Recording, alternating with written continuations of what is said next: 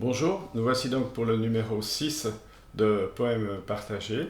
Et je vais donc lire les poèmes reçus de chacune et de chacun de vous. Merci. Sébastien Bidot. Petits oiseaux. Les cressènes en graines palpitent sur la tige. Un ronronnement de bec picore le vide. Le son de l'air sur les feuilles part en voltige. Et les glottes s'époumonnent en volume rapide. Un petit refrain élance une solitude, pour l'attention qui tend le cou propre et blanc. Caquettement et croc d'ongles sans amplitude.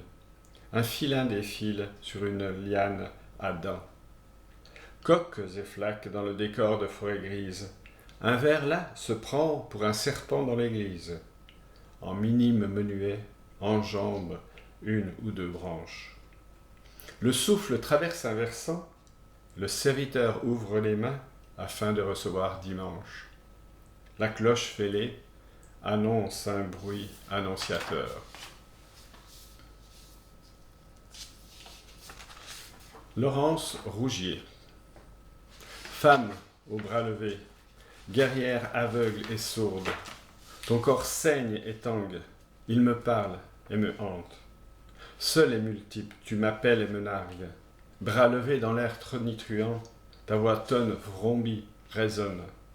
Tes sœurs combattantes, éclaireuses des chemins creux, t'attendent et t'encouragent sous les éclairs de feu. Tache blanche sur fond rouge, ton corps de marbre vibre et tremble. Chant guerrier des cœurs affamés, solitude de femmes désirantes. Amazone aux bras levés, tes sous-bois aux fougères piétinées, guerre de tranchées dans la boue des écorchés. Lumière d'une aube fraîche, espoir d'un monde nouveau. Sous les bombes et les chars, ton bras m'emporte. Ailleurs, maintenant. Matrioshka, au tablier bleu, petite mère qui protège au-delà des steppes. La taïga de tes tresses blondes m'attire. Tu m'entraînes dans ton vaste pays. Tu t'enroules autour de mes chevilles.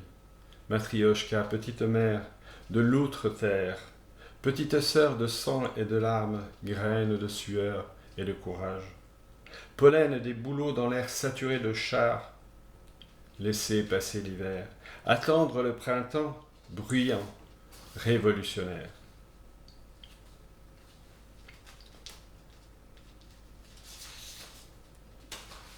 Jean-Marie Leclerc. J'ai voulu voir la mer.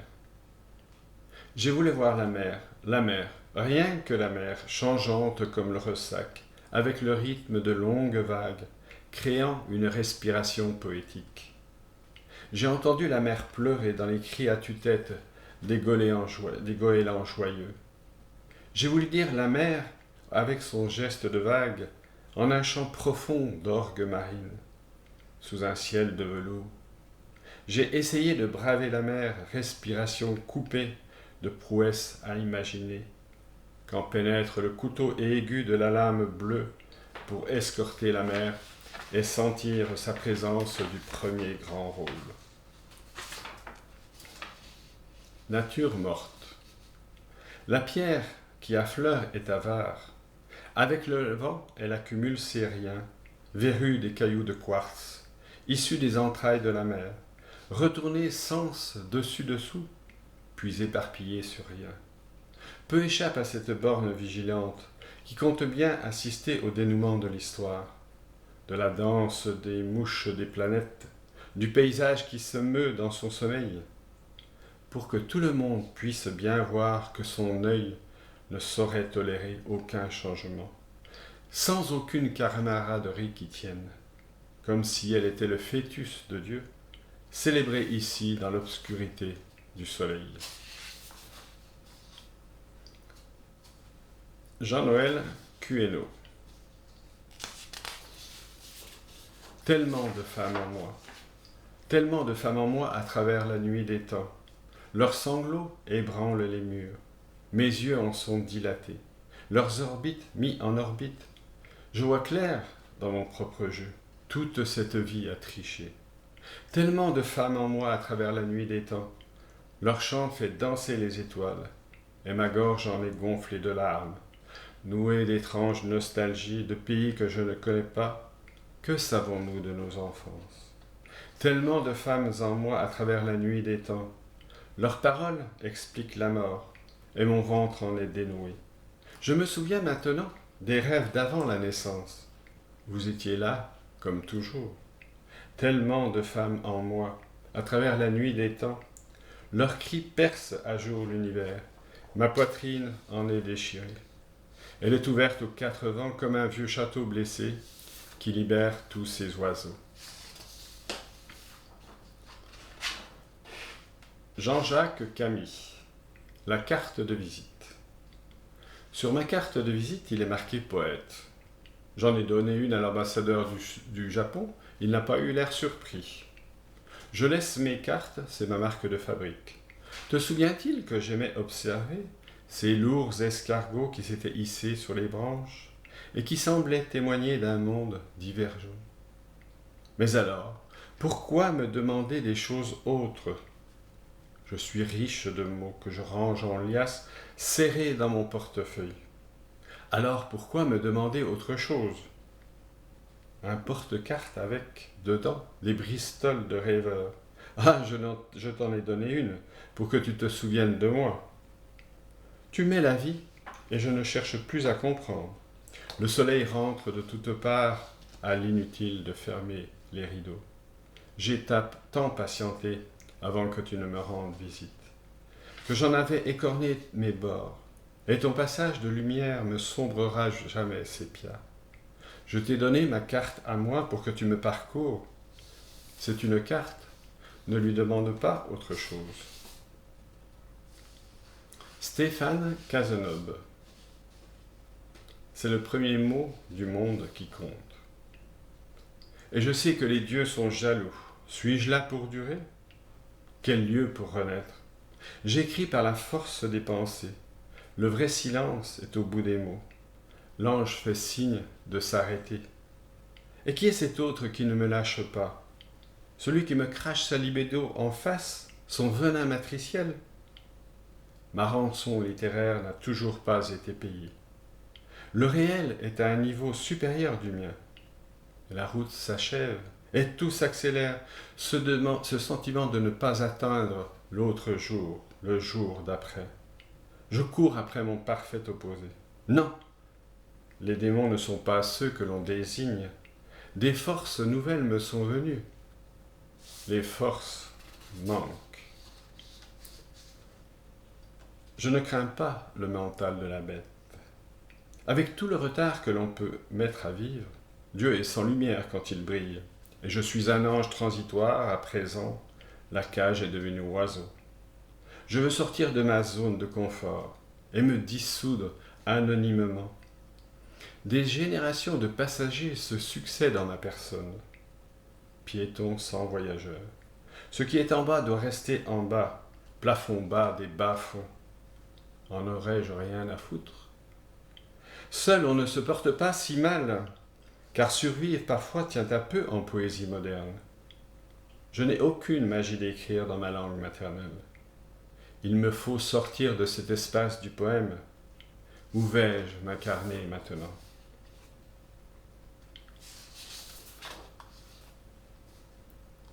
Jean-Yves Rezeau, le crissement des vertèbres.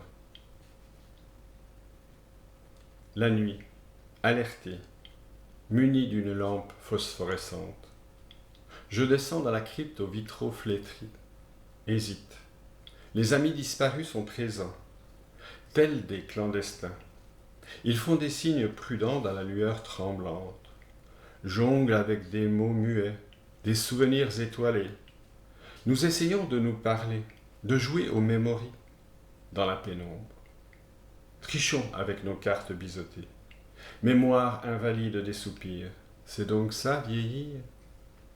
Ne pas se dire au revoir, remontez assis de brûlure, le plexus en flamme, roulement dru de batterie. Il tente de me réveiller, demi-sommeil, sans visa, des photos ternies jonchent le sol, s'animent un instant, fantômes errants, distribuant des poèmes inachevés. j'ai beau tendre la lampe, l'ombre lente s'épaissit. Des rosaces de cathédrale flamboient sous la rétine. Dans les répertoires, lignes meurtries, parfois raturées. L'encre protège les absences, les silences, les secrets. Impossible d'effacer les noms. Vos livres les protègent. Effleurez les visages, caressez les couvertures en quadrilles, époussetez tendrement les étagères des bibliothèques. Le passage se rétrécit dans la galerie. Un jour, bien sûr, quelqu'un viendra discrètement me tapoter l'épaule. Proposer de jouer aux osselets, comme à l'école jadis. Chacun son tour, égaré dans la craie humide des couloirs.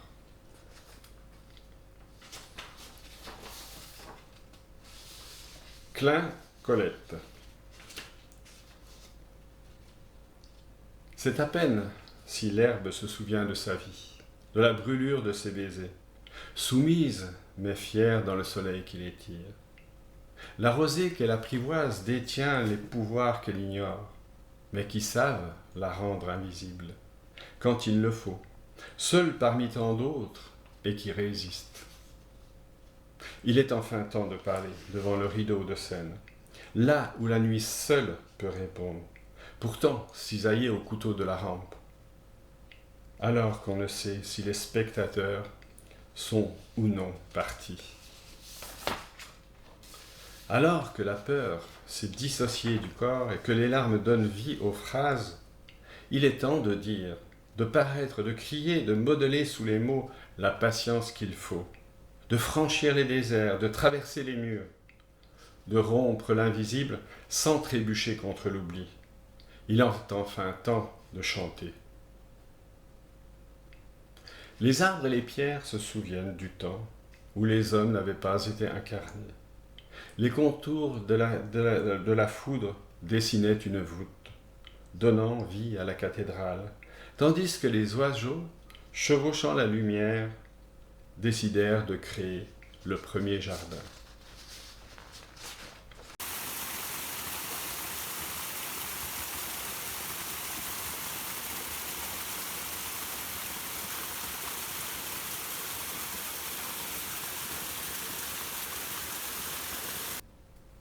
Sonia Smati. Il en coûte des mots et des mots.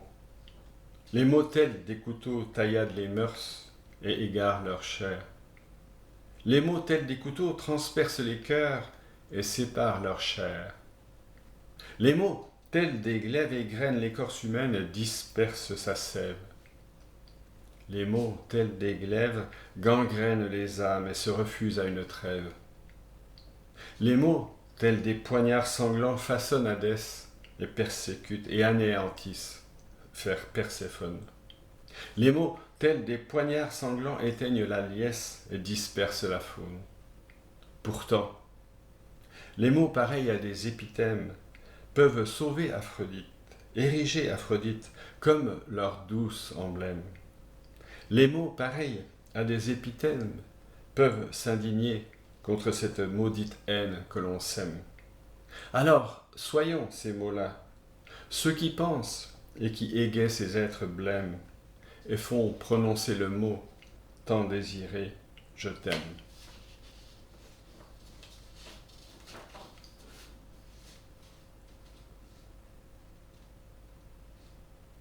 Sonia Smati. Il en coûte des mots et des mots. Les mots tels des couteaux tailladent les mœurs et égarent leur chair. Les mots tels des couteaux transpercent les cœurs et séparent leur chair. Les mots tels des glaives égrènent l'écorce humaine et dispersent sa sève.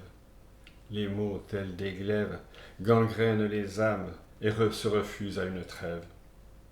Les mots tels des poignards sanglants façonnent Hadès et anéantissent Perséphone. Les mots tels des poignards sanglants éteignent la liesse et dispersent la faune. Pourtant, les mots pareils à des épithèmes peuvent ériger Aphrodite comme leur douce emblème. Les mots pareils à des épithèmes peuvent s'indigner contre cette maudite haine que l'on sème. Alors, soyons ces mots-là, ceux qui pensent et qui égayent ces êtres blêmes et font prononcer le temps désiré, je t'aime.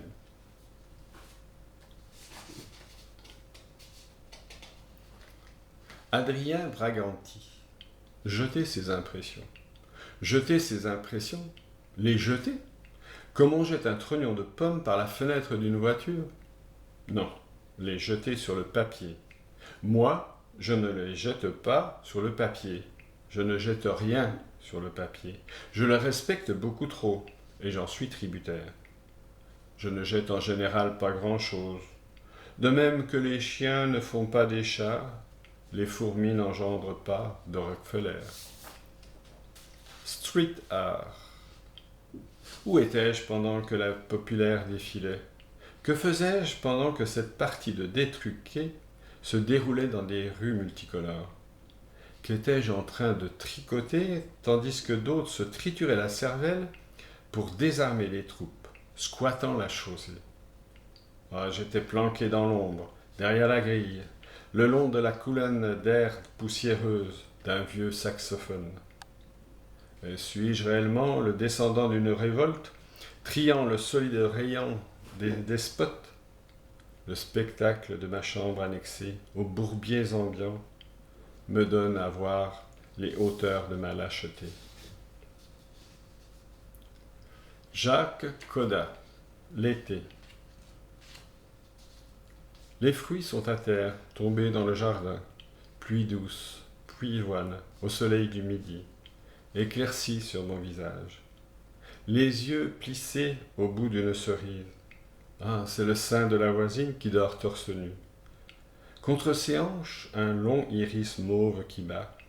Au vent léger, c'est le début de l'après-midi déjà. Tout s'est décidé très vite.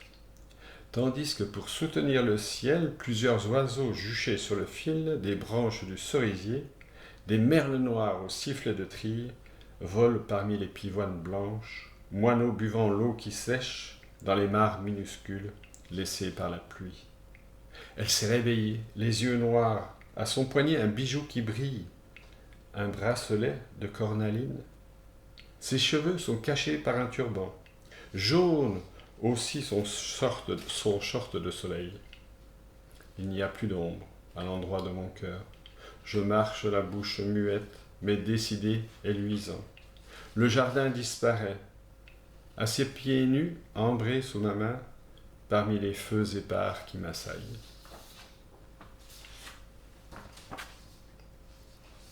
Bernard Appel. Désert de givre.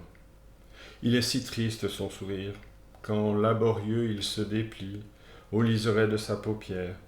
Si triste quand il bat de l'aile sous les glacis de son attente. Elle est si pâle sa joue comme une page blanche au creux des mois d'hiver, si pâle quand elle parchemine à la dérive de ses cils. Elle est si lasse sa parole quand elle ne dit de la détresse que les mots de tous les jours.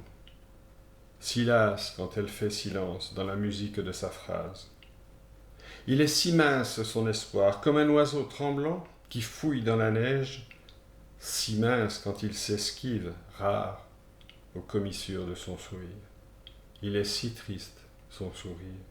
Et je suis là, je bats de l'aile, au creux des mois d'hiver, à la dérive de ses cils. Et je voudrais, avec des mots de tous les jours, n'esquisser que du silence pour tant de pages blanches, ne jouer que musique tendre sur les glacis de son attente, me souffler que douce brise en ses désirs des airs de givre. Mais il est si triste, son sourire. Lorsque les roses s'assoupissent aux lisières du crépuscule, doucement leurs pétales glissent dans les abysses où tout s'annule. Pourtant, lentement, elles tissent, au creux du royaume des songes, une couche de doux délices, où toujours mes rêves s'allongent. Lorsque les roses s'assoupissent, moi je veille auprès des étoiles, avant que l'aube ne s'esquisse sur mon ami qui se dévoile. Les roses alors lentement tissent un amour plus vaste que fou, pour que jamais ne s'assombrisse entre nous le tendre et le doux. Béatrice Bonhomme, murmuration des oiseaux. Et même les oiseaux avec leur vol de migrateurs écrivent mieux que nous leurs traces de vivants, ondoyant dans l'écume du ciel. Ceux-là s'inscrivant seuls à l'aplomb de leurs pattes menues, entravées de syllabes, ils délaissent le sens de nos mots pour se consacrer à la vague. Je les appelle murmurations, car les oiseaux murmurent entre eux doucement, dans le froissement humide du crépuscule. Les oiseaux forment un vol habité de nuées. Le frottement de milliers d'ailes crée murmure, un murmure de saison, d'aurore et de nuit. Un balai de taches noires ondulantes dans le ciel. C'est une vague formée de l'écume des étourneaux. Ils sont reliés entre eux au soleil couchant, échange d'orientation dans la lumière du soir. J'appelle murmuration cet envol orienté des oiseaux, vers un balai d'aurore et de plumes, un frémissement multiple, un essaim de fleurs, un arbre charrué d'oiseaux. J'appelle murmuration cette danse que l'enfant donne au monde avec son corps de lumière.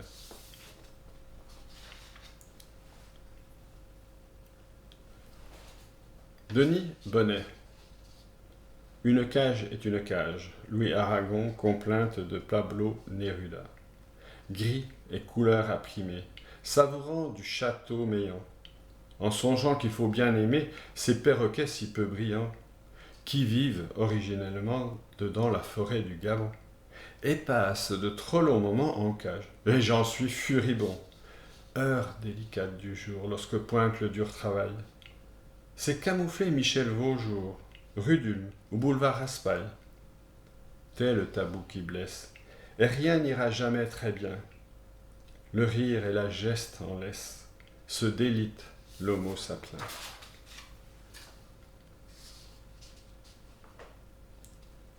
Jean-Noël Guénaud. Ils tendent les bras vers le ciel dans un geste d'offrande à la vie, qui toujours nous surprend, trace des trouées dans l'opaque des cœurs. Les cimes se joignent sans se mêler, se frôlent, se caressent, fraternisent, flamment dans l'élan de l'espoir.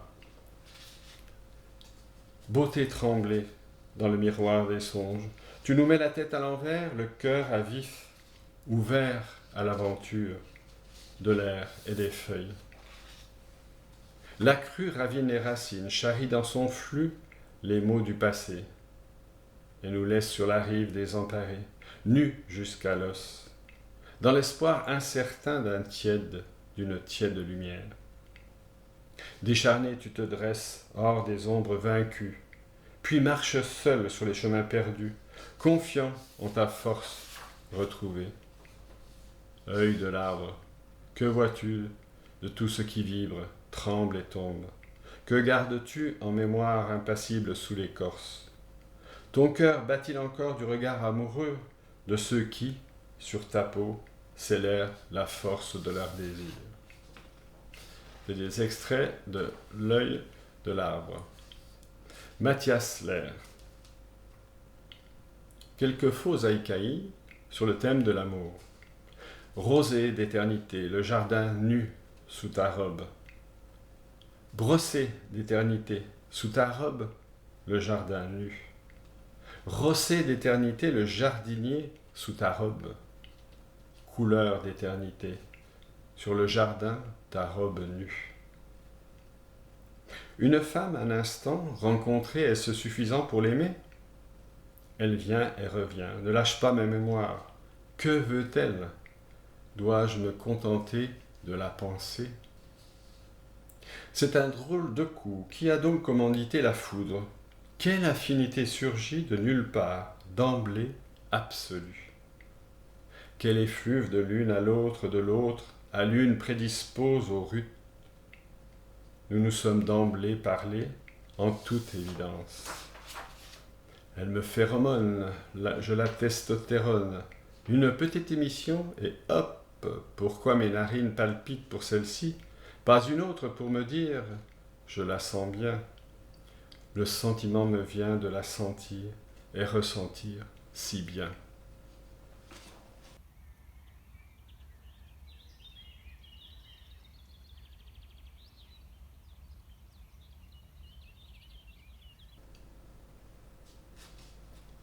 René Blin. Mon ami, si je te dis que je suis aussi fou que sage, comme parfois tu peux l'être, vas-tu me couper la tête?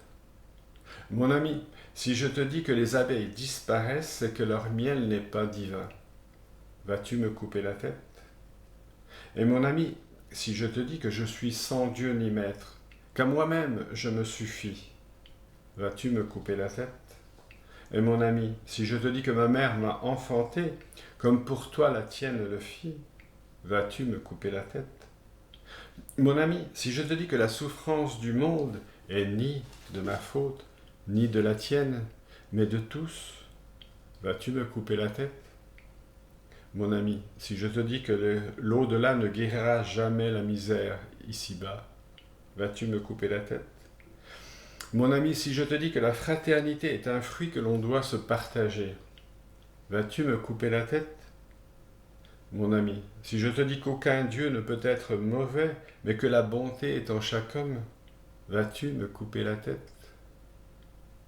Mon ami, si ces paroles ne peuvent adoucir ni ton cœur ni ton esprit, tu peux me trancher la tête. Mais n'oublie pas de couper celle de mon épouse, de mes enfants, petits-enfants et arrière-petits-enfants, et de brûler tous mes poèmes.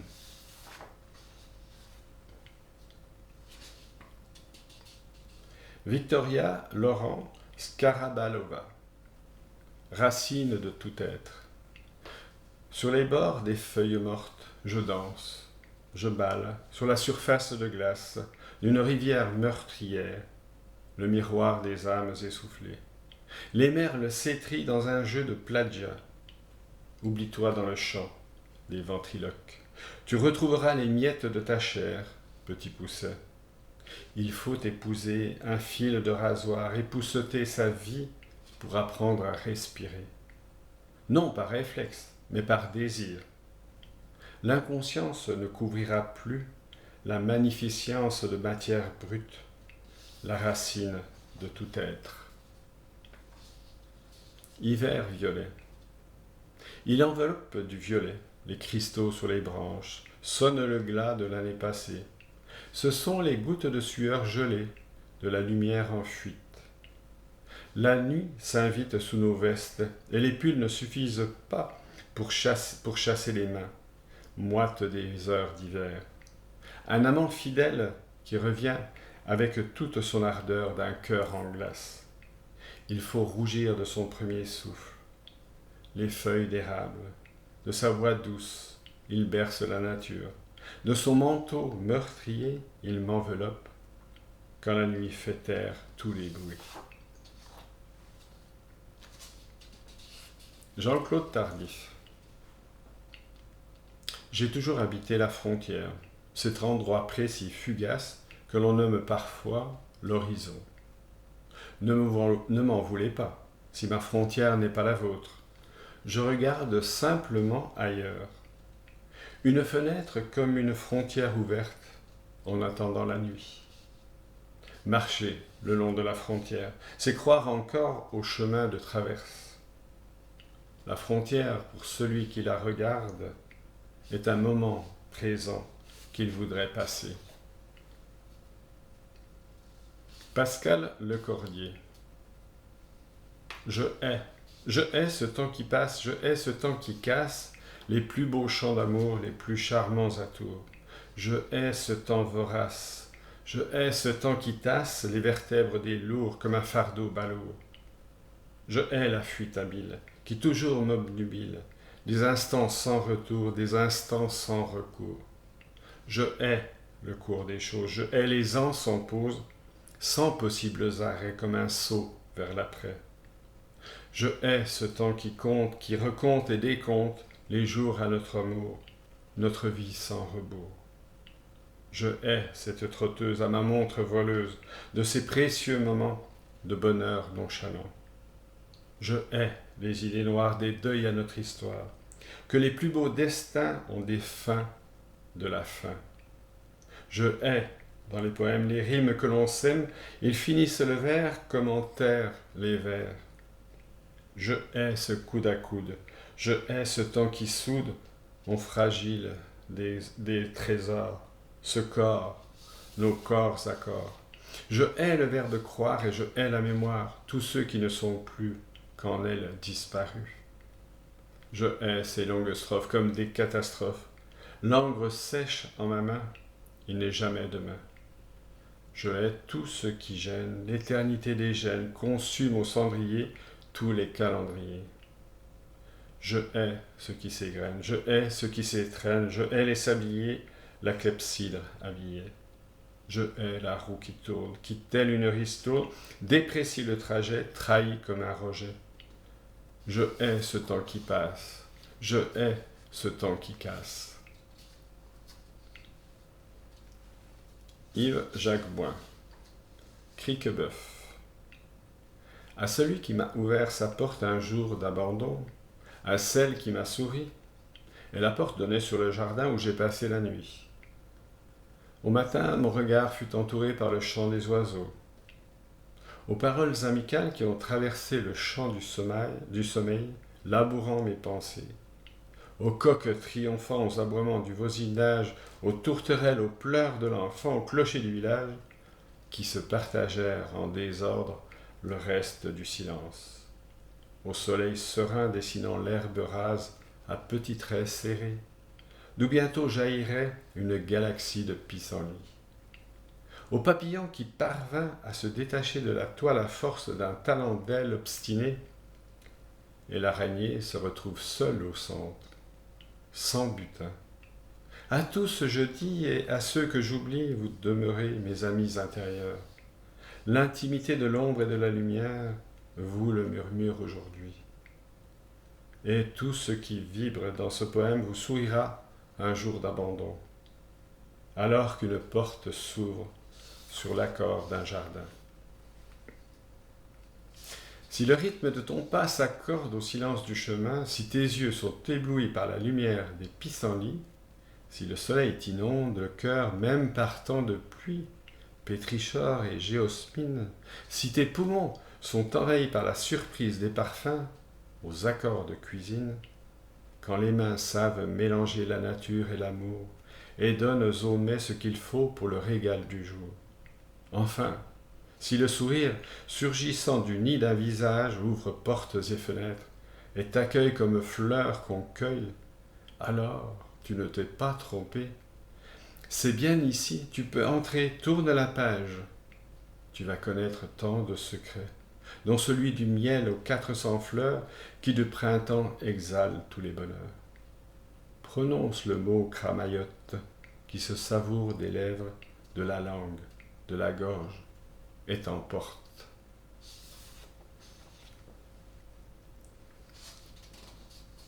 Irène Clara, douleur.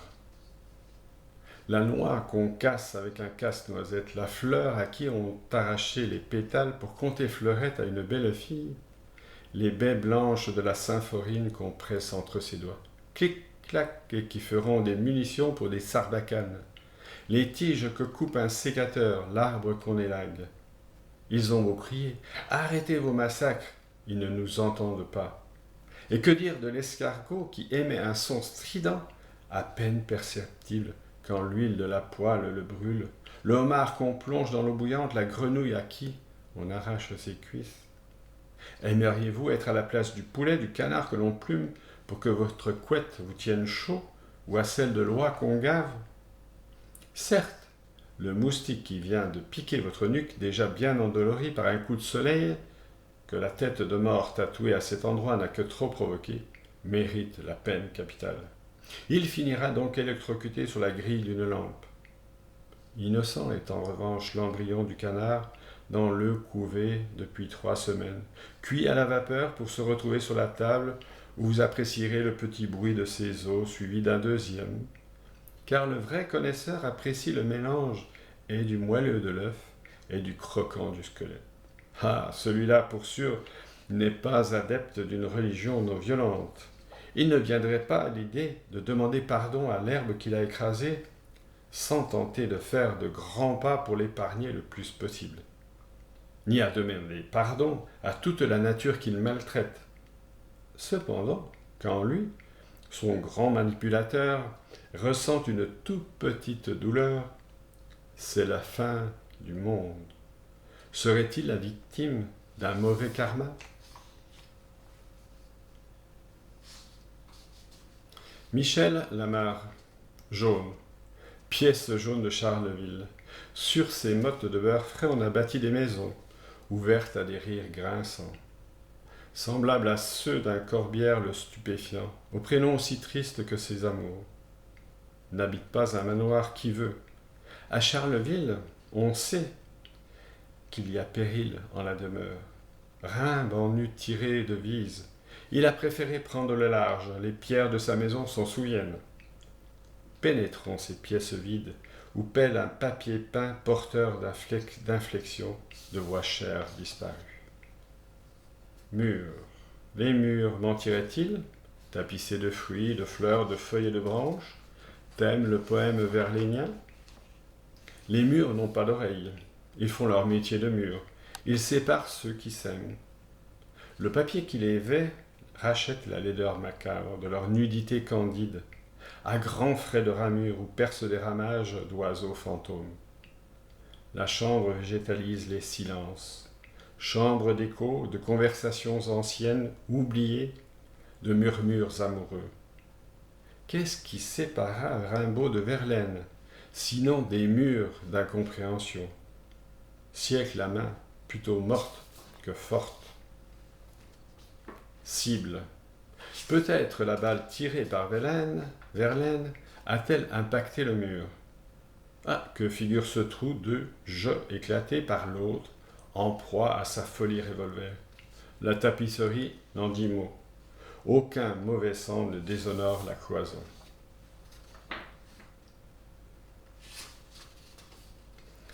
Marie-Josée Christian, extrait de Alambic. J'attends que la matière des mots prenne forme dans le silence. J'entends sa nuance de pluie dans les lisières. Je manque à l'appel avec empressement. Je scande le silence pour désapprendre l'orgueil des savoirs dérisoires. Me mêler lentement aux éléments de la matière. Parvenir au cœur du feu pour que les mots renaissent de leurs cendres. Funambule, je scande la transe des syllabes, cristallisant les éclats de l'ombre.